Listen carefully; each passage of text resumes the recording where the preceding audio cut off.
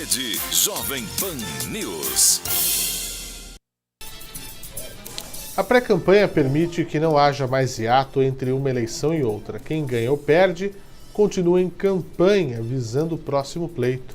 O eleitor participa mais ativamente, por isso temos a impressão de que o Brasil está mais polarizado. Mas é só impressão, na prática não funciona assim. O eleitor é impactado pelos meios virtuais e vai decidir pelo meio presencial. É um marketplace eleitoral que deve ser entendido pelos candidatos e utilizados pelas equipes de assessores capacitados. As redes sociais oferecem diferentes formas de se propagar ideias, projetos e amplificar a imagem dos políticos. De encontro a isso, existem os eleitores que ganhavam espaço, relevância e confrontam os políticos que ainda não se ajustaram completamente a esse tipo de interação. Para falar mais sobre isso, nós vamos conversar com Gilberto Musto, consultor político, escritor e palestrante. O Gilberto está aqui conosco. Muito boa noite, seja bem-vindo. É um prazer tê-lo aqui, Gilberto. O prazer é meu, Fernando. Muito boa noite a você e todos os ouvintes da Rádio Jovem Pan. Muito bem. Gilberto, a tecnologia é algo que realmente nós temos em grande cota aqui no nosso universo, no dia a dia mesmo. E também a disputa eleitoral, ou talvez, vou até melhorar isso, mais do que nunca a disputa eleitoral está atenta a essa situação e candidatos fazem uso disso. Tanto é que regulamentos precisaram ser feitos, inclusive, né? Você está correto. Na realidade, nós estamos vivendo o que chamamos hoje de eleição omnichannel. Como você fez a abertura muito bem, aí não há mais hiato entre uma eleição e outra. Ao terminar uma campanha, imediatamente já se começa a outra. Por quê? Porque as redes sociais ganharam tal abrangência e que, na realidade, hoje isso é inevitável, não há retorno. Nós sabemos que a próxima eleição já a diminuição de santinhos, de materiais impressos e determinadas mídias que a cada eleição vão sendo cerceadas pelas novas resoluções eleitorais, enfim, como tínhamos antigamente, até 2004, o outdoor, boné, camiseta, isso já acabou completamente. Estamos aí numa evolução para ter o desafio de colocar o candidato em uma interação virtual durante todo um período, como você disse, de pré-campanha, para lá na frente, de forma presencial, exercer a conversão do voto. Mas isso não é fácil, porque na realidade isso demora um certo tempo. Você não ganha relevância entrando na internet hoje e está tudo bem para daqui a 45 dias, por exemplo, como nós temos aí as eleições desde 2016, diminuindo o tempo eleitoral e ampliando o tempo de pré-campanha. Ao nós termos o tempo de pré-campanha totalmente ampliado, ou seja, é dada a liberdade a qualquer brasileiro, a qualquer cidadão e também aos políticos em cargo eletivo fazer as suas divulgações e comunicações quando quiser. Óbvio que respeitando alguns determinados artigos da lei que caracteriza o que é ou não é pré-campanha, mas até aí, então, se dá o momento do início da pré-campanha a partir do momento que você tem liberdade para isso. Qual é essa data? Quando exatamente terminou a eleição passada. Então, nós teremos, neste próximo ambiente, cerca de 30 mil candidatos disputando os cargos para Senado, governo, também deputado estadual e deputado federal, além de presidente da República. Mas perceba, no ano passado nós tivemos quase 670 mil candidatos disputando os cargos de vereador e prefeito. Então é realmente o momento de todos saberem que você precisa fazer uma comunicação muito ostensiva, você precisa aproveitar os meios de comunicação que hoje, na realidade, a internet os domina, e aí inicia-se as estratégias principais, aonde você vai para o que a gente chama da jornada da decisão do voto do eleitor. Então ele precisa realmente saber, o candidato se comunicar com o eleitor pelo mundo virtual para que consiga, de forma presencial, converter o voto na eleição. Agora, Gilberto, eu quero que você me diga essa situação. Eu, já com minha experiência no jornalismo, claro, obviamente, eu já sempre achei que não tinha muito esse ato. Eu acho que o político que é político, ele está em campanha 24 horas por dia, né? Do levantar da cama, e acho que até em sonho ele deve tentar conseguir voto. Agora, mas que o digital trouxe uma situação totalmente diferente, isso ele trouxe, porque o digital, duas situações, né? Guardadas as proporções de quem tem habilidade, tem uma boa equipe e não, coloca em pé de igualdade, por exemplo, com aqueles... havia inclusive aquelas questões das coligações pelos valiosos minutos de rádio e televisão da propaganda eleitoral gratuita, da Lei 9.504 de 97. Com o digital, o camarada pode até falar assim, não, peraí, tudo bem, eu não tenho aqueles 2, 3, 5 minutos na televisão, mas eu consigo chegar diretamente em cada dispositivo que está na mão do meu potencial eleitor. Isso coloca em pé de igualdade, e temos um exemplo, né? Jair Bolsonaro, eleito presidente da República, tinha pouquíssimo tempo, quase nada, em rádio e televisão, né? Você está correto. Nós fizemos a eleição do governador Antônio Denário em Roraima, onde existia o tempo do primeiro turno de 1 minuto e 7 segundos. Apenas isso. E o presidente Jair Bolsonaro, me parece, 17 segundos, eu não tenho certeza. Mas eram tempos curtíssimos na realidade. Porém, quando a gente vai para o segundo turno, quando o exemplo que você deu para esse tipo de eleição, nós temos o segundo turno na maioria dos casos, nós temos aí uma igualdade de tempo.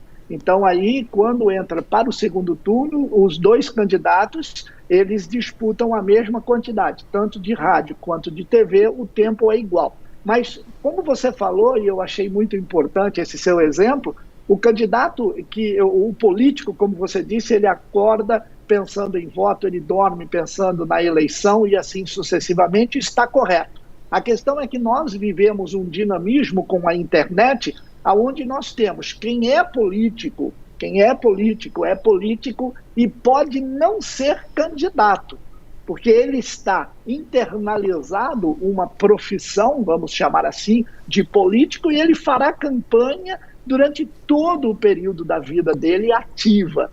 Agora, existem alguns que se tornam candidatos, podem ganhar a eleição, ficam no cargo 4 anos e não se tornam políticos.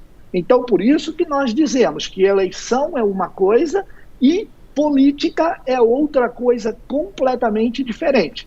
Então, a intensificação da busca pela propositura, pelo fortalecimento e posicionamento da sua imagem no ambiente eleitoral, acaba acarretando no que você abordou. A pessoa levanta para buscar votos. Se ela está em mandato, ela está trabalhando, buscando uma melhor comunicação para com o eleitor, para que isso sempre consolide em votos. E nós dizemos, Fernando, uma coisa muito interessante. O voto, ele está voltado para a necessidade do candidato. Então, a moeda de troca do candidato é um voto de cada eleitor. E o marketing político, ele está voltado à necessidade do eleitor. Então, é diferente. Eu, como candidato, sempre terei de fazer propostas, sempre terei de propor algo que seja para imediatamente sanar a necessidade represada de cada região, de cada cidade, de cada estado, procurando oferecer soluções aos eleitores. Isso é o mais importante. Por isso que quem está no mandato continua sempre agindo da forma que você abordou. Agora, eu queria saber de você justamente qual o maior desafio, você que tem essa expertise, esse know-how com políticos de várias localidades, qual que é o maior desafio no digital para eles? Assim, é acreditar que de fato ali pode ser de fato um marketplace. Eu gostei de usar esse termo na política, eu nunca tinha imaginado usar esse termo, que pode ser de fato um marketplace para ele. Qual que é a maior dificuldade? Entender esse mundo multiplataforma, o que é, Gilberto? Eu creio que você está correto. Nós teremos sempre mais ou menos de 13 a 11% de todos os candidatos a disputar uma eleição que perderão a eleição. E sempre na faixa de 87% a 89%, esses vão perder a eleição, os 11% vão ganhar. Por que uma quantia tão pouca de pessoas vão ganhar a eleição? Porque, na realidade, esses 11% que se tornarão vencedores são pessoas que já têm essa expertise, como você disse, de trabalhar em vários canais diferentemente. E enquanto que as pessoas que vão se aventurar neste ambiente eleitoral, não é muito simples de eles entenderem num primeiro momento como é que tudo isso funciona. Essa comunicação omnichannel que você falou, a comunicação de marketplace, ou seja, estar em todos os momentos, com sites, com YouTube, com Twitter, com TikTok, enfim. Eles têm que estar realmente muito bem alicerçados e posicionados em todos os canais de comunicação para que consigam, então, ter esta relevância. E isso só acontecerá com quem vai ganhar a eleição, que é mais ou menos esses 11%. 87% deles, 89%, o que vai acontecer? A gente deixa aqui um recado muito importante. É a própria teoria das 9 mulheres grávidas. 9 mulheres grávidas não conseguem fazer um nenê em um mês.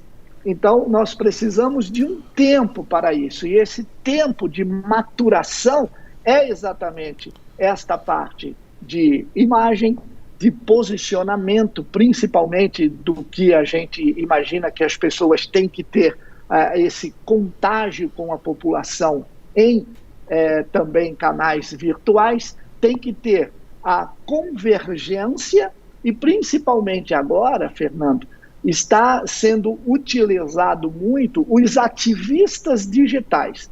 Os ativistas digitais não são como imediatamente quando falamos este título de um grupo de trabalho, parece ser combatentes, parece ser uma tropa de elite que vai começar a utilizar robôs e todas as ferramentas de internet para, teoricamente, desconstruir ou denegrir a imagem de alguém. Não.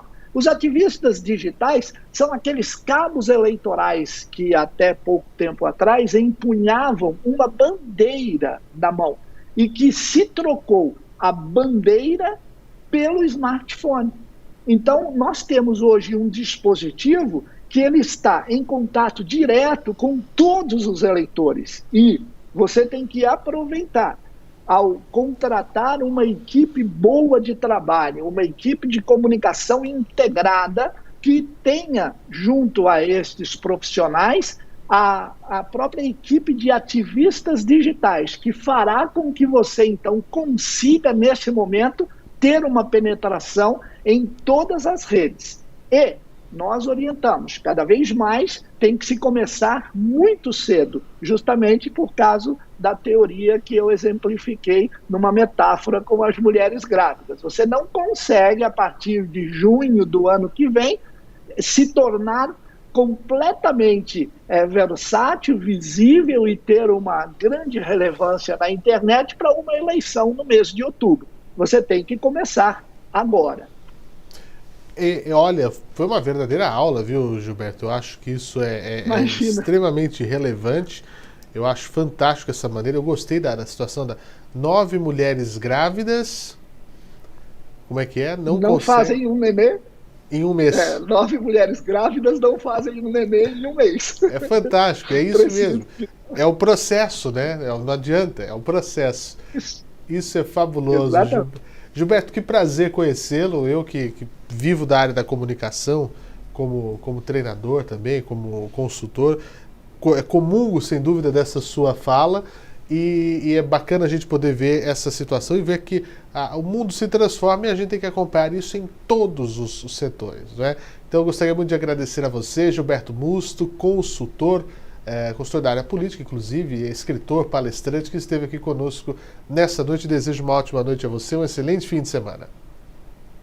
Fernando, eu que agradeço você, a equipe da Jovem Pan, eu também sou um grande fã da emissora. Obrigado. E, obviamente, a cada dia que você precisar de qualquer situação voltada a essa área de comunicação, marketing, política e eleitoral, eu estarei sempre à sua disposição. Muito bem, agradecido e uma ótima noite. Um abraço. 10 horas 35 minutos, mais uma rápida parada aqui no nosso Pan News, mas a gente volta já depois do intervalo. Rede Jovem Pan News.